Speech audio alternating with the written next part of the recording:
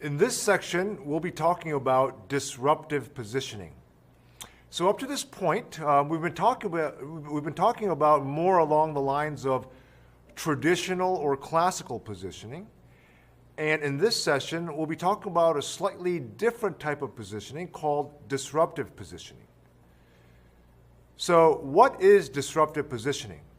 Well, this type of positioning can be defined as when a firm tries to differentiate from the category or the industry as a whole. So the key word here is as a whole, rather than trying to attempt to differentiate from competitors within a given category or industry. So basically, a classical or a traditional positioning strategy that we've been talking about up to this point is when a company tries to differentiate in the minds of customers from their competition within a given category, within the boundaries of a given category. Whereas disruptive positioning strategy is is totally changing, in a very, very radical way in terms of how they position their brands, to the point where now it is going against, it is differentiating from the entire category or industry in the aggregate as a whole, as opposed to trying to differentiate oneself from another competitor within the category. So that's the key difference. So this slide shows you what I just said in terms of more of the traditional or classical positioning, where we have the focal brand X, and it's trying to differentiate and position itself so that it can occupy a unique and distinctive place in the minds of customers, and distance itself from these competitors you see on these two attributes, 1 and 2. So it's still trying to distance itself from the competition, but within the confines and the boundaries of the category or the industry, or in this case, within the confines of attributes 1 and 2. Now, regarding disruptive positioning strategy, there are two types that I'd like to talk about. The first is reverse positioning, and the second one, which we'll be talking about shortly, is what we call a breakaway positioning. So what is a reverse positioning? As the name implies, it's reverse.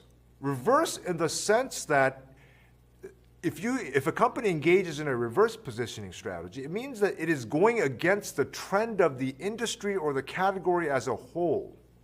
So if the category or the industry is moving in one trend or in one direction, a company that engages in a reverse positioning strategy strives to go in the opposite direction, that goes against the trend of the industry.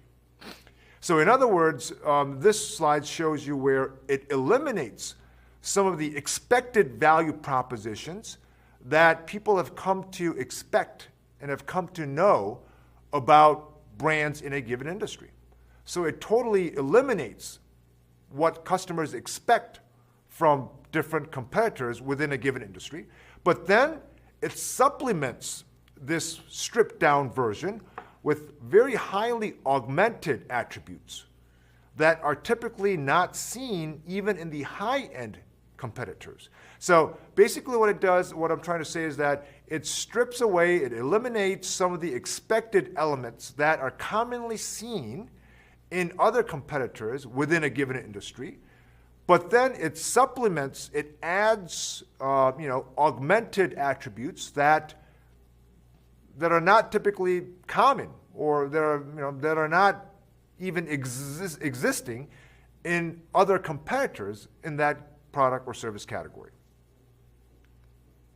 So as this slide graphically shows, visually shows, a reverse positioning strategy occurs when the industry or the category as a whole is moving in one direction, it's trending in one direction, but the brand that is pursuing this reverse positioning strategy goes in a direction that is in the opposite direction of the category or the industry. So the brand X, the focal brand, positions in a reverse direction from the category as a whole in the aggregate. So a good example of a reverse positioning strategy is IKEA, the Swedish furniture store that is, it is very popular around the world. And this company pursued a reverse positioning strategy where, a lot of the companies in the furniture retailer market, they carried a lot of variety. They had wide variety. They delivered their, furniture to the customers. And one of their, things that they emphasized was that, furniture are meant to use for life. They're very durable. Once you buy them, you can use them for a very, very long time. And also there was high pressure in sales. If you walk into, a furniture store, there was these consultants that, kind of followed you, that were constantly asking questions. So there was a high pressure sales environment. The shopping environment was tedious. It was, it wasn't very inviting. It wasn't very fun. It wasn't exciting. It was a dingy, environment. If you were shopping with a family with young kids, it was very, very difficult. And it was boring, and it wasn't very inspiring. So the competitive trend, the furniture retail category or the industry as a whole, were moving in the direction of more augmentation, in terms of more variety, in terms of faster, sales delivery, in terms of, furniture that would last even longer. They were asking you to buy, protection, furniture protection, so that stain protection. So if you drip something, if you spilled something, you would be able to, use that protection to extend the life of your furniture.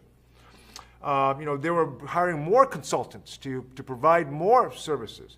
So that was the trend that all companies were moving in. The category as a whole were moving in that direction. But IKEA realized that a lot of these things customers did not really want.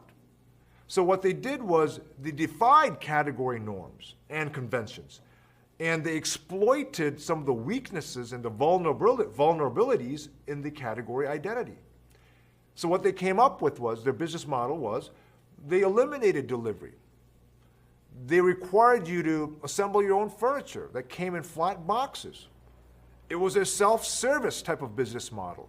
You had to walk around the showrooms, and then you had to go down to the basement, and you had to gather the different parts that went into assembling a bed or a desk or a drawer.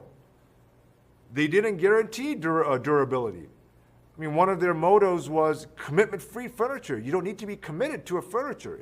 If it breaks down, just replace it with a new one.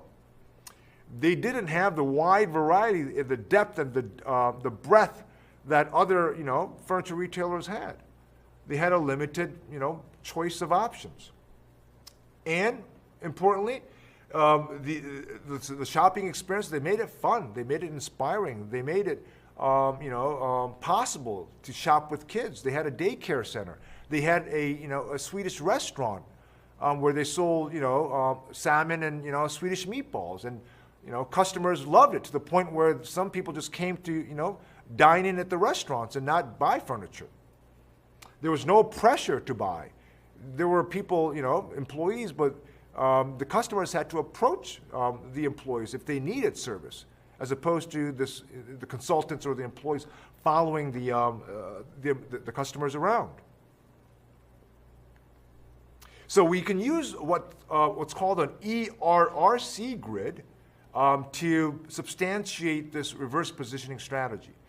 So what this ERRC grid is, the first E stands for eliminate, the first R stands for reduce, the second R stands for raise, and then the C stands for create. So if you look at a lot of the reverse positioning strategies, they're very consistent with this ERRC grid. So going back to this IKEA example, we can see a lot of the elements that fall into this ERRC element. So for instance, they got rid of delivery, they eliminated sales assistants, they reduced sales assistants, they reduced their price, they reduced their product variety, they reduced their product longevity. Instead, they raised the affordability so that people could afford it, made it very affordable. They raised the shopping experience. They made it more fun, inspiring. And they raised the design and the style, so Scandinavian style. And very importantly, they created a lot of the things that were unheard of at that time in the furniture retailing industry. In terms of assembly, people had to haul their own furniture back in the flat packaging, and then they had to assemble it on their own. They changed the concept of what a furniture meant, especially in the U.S. market. You know, people in the U.S. thought once you buy a furniture, like, you know, a sofa or a dining table, they would hold on to it until it broke down. But here, I mean, if it's something, you know, if they get bored of it, you know, just replace it with the new furniture. So it was a commitment-free type of, you know, furniture buying experience. And importantly, again, last of all, they increased customer participation or customer involvement. So their business model was predicated on the involvement of customers. If customers were not actively involved, proactively involved, or participated, this business model, you know, cannot be effective. But customers bought into this business model by being very proactive, by wandering around, you know, the massive store and collecting the different items, the boxes, you know, that went into assembling, you know, the final end product. This slide is kind of like a summary of the previous slide in terms of the ERRC grid. So in terms of eliminate, what factors should be eliminated that the industry has taken for granted? Are there factors that can be just totally, you know, eliminated, that the industry has taken for granted, that the customer has taken for granted, that they really don't appreciate? But because it's the way that business has been done for such a long time, it's just there. Is there anything that can be reduced? What factors should be reduced well below the industry standards? And then in terms of raise, what factors should be raised well beyond industry standards? And then last but not least, what factors should be created that the industry has never offered? Are there things that we can offer to customers that they've never seen before? So what IKEA has done fits in nicely, you know, with this, you know, ERRC grid.